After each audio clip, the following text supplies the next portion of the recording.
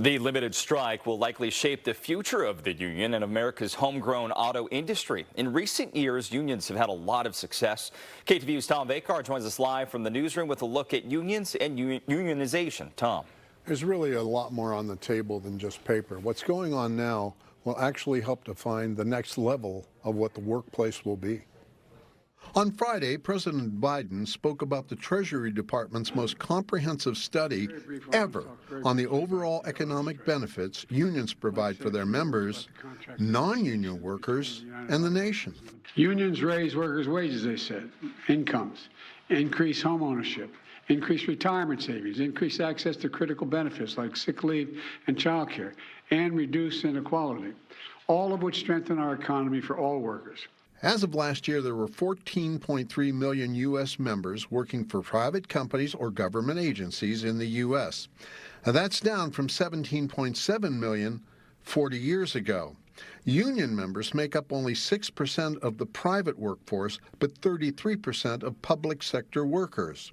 Former EDD director, attorney Michael Bernick, points out the main causes why private union membership is so low.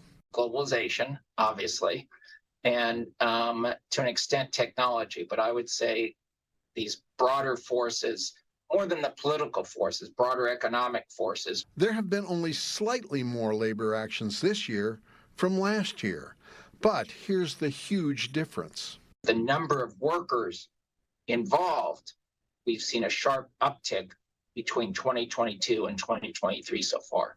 Ken Jacobs, chair of UC Berkeley's Labor Center, says unions are getting more public support. Look at the polling, and support for unions is the highest it's been since the mid-1960s. Jacobs says another poll shows 75% of folks support the UAW strike, less than 20% oppose it. The support among young people is even greater than the rest of the population.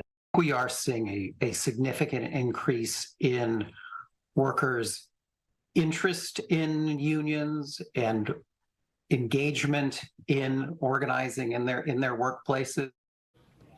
Now, one more thing. In the UAW strike, consider this. Since the average U.S. car dealer carries just about a 2-month supply of inventory to keep them in business, well, the problem is then comes supply and demand. And suddenly there are fewer cars available. That means all the cars that are left will go up in price. Back to you. Yeah, Tom, this strike adding to this summer of strikes that we've seen. So what has changed that is driving so many unions and workers to take this path? Well, if you think it's just money, because that's a big part of what's going on here, you'd be wrong. The thing is that since the pandemic, we've had a significant change in lifestyles. People feeling like they want to spend more time with their family.